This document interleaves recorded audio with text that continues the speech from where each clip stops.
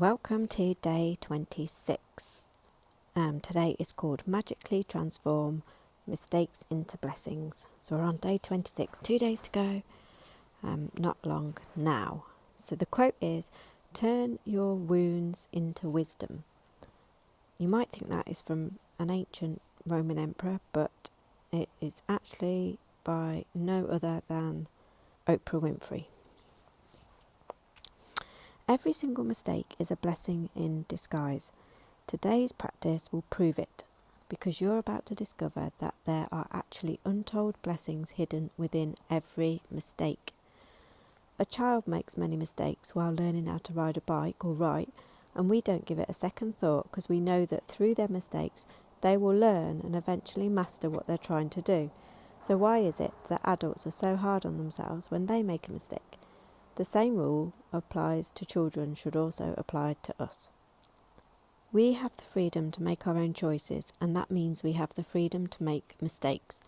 Mistakes can hurt, but if we don't learn from the mistakes we've made, the pain we've suffered will have been for nothing. It says, how do you learn from a mistake? Well, this is Rhonda's book, so we all know what the answer to that is by now. The answer is gratitude. No matter how bad something may seem, there are always many things to be grateful for.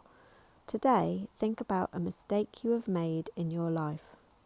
It doesn't matter whether it's a big or small mistake, but choose one that still hurts when you think about it. Right, so once you have chosen a mistake to transform into blessings, look for the things to be grateful for. To help you, there are 2 questions you can ask yourself. What did I learn from the mistake? And what are the good things that came out of the mistake? So I picked a work one that it was about 5 years ago, but it still haunts me to this very day when I think about it. So we were going to this client presentation. It was me and about 5 male colleagues. And when we got there, we were all on one side of the table and an equal number of the client were sitting directly opposite us. Again, all of them were male. That's not an excuse, but I know that I was outnumbered like by 11 to 1, but I felt so out of place, and although I was confident going into the presentation, I started to feel like I didn't belong there. Another thing you need to know about this story is that when we were all pulling the content together before we went, another guy wrote down what they wanted me to say, and it was something about galvanising our team together.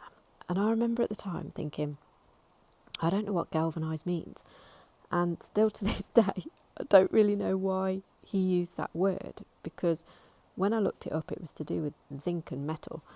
So I didn't really understand what I was saying, but I'd learnt it and I trusted him, and I thought, I've learnt my lines. So back to the boardroom, and honestly, the vibe in that room was really stale, and they were all just sitting down, we were sitting down, and it just felt really low energy. So when it got to my turn, I thought, I've got to do something here. I've got to change the atmosphere. So I stood up. And as soon as I did it, I just knew it was the wrong thing to do. Everyone was staring at me, most of all my boss and my team, looking at me as if, like, what on earth are you doing? And I just had this horrible realisation that I couldn't now see the presentation. So I'd lost where we were and what I was going to say, and it just completely threw me. And you've guessed it, the only word I could think of when I was standing up was galvanise. I literally said something like, so to galvanise our teams together, and then I just froze. And I could not remember what else to say. I think my boss stood in for me and covered up, and I just looked like a plum standing there in front of everybody, going redder and redder, which, believe me, if you knew me, my face doesn't change colour that often. So it was just awful. It still haunts me. That word haunts me. And I'm absolutely mortified whenever I think about it. So it says on here that what we need to do is, when we think about our mistake, is that we think through it very carefully and see if we can find a total of 10 blessings to be grateful for. Every blessing you find has power.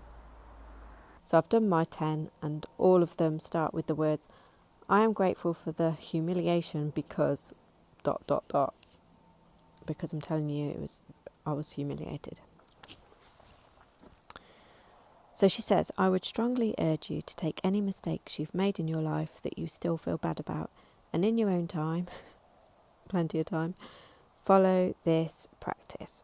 That was just a work example, but the biggest light bulb moment I think I've had from this practice is that no one intentionally makes a mistake. That's why it's called a mistake. They say that every single person is doing the best that they can with the knowledge they have at the time. So if there's anything from your past that you are beating yourself up about, that applies to you, to me, and to everyone around us. We all acted the best that we could with the knowledge and the experience that we had at the time. So to summarise day 26, you count your blessings, make a list of 10, choose one mistake, only one, that you made in your life. Find a total of 10 blessings you're grateful for as a result of making that mistake, and write them down. To help you find blessings, you can ask yourself these questions. What did I learn from the mistake? And what are the good things that came out of the mistake? And just before you go to sleep tonight, you do the magic rock and say thank you for the best thing that happened during the day. Let's galvanise the day. See, I have no clue what they actually mean, so it could mean anything. It could mean to finish the day, it could mean peace be with you. Who knows what galvanise means? It's something to do with zinc. That's all I found. See you tomorrow. Bye.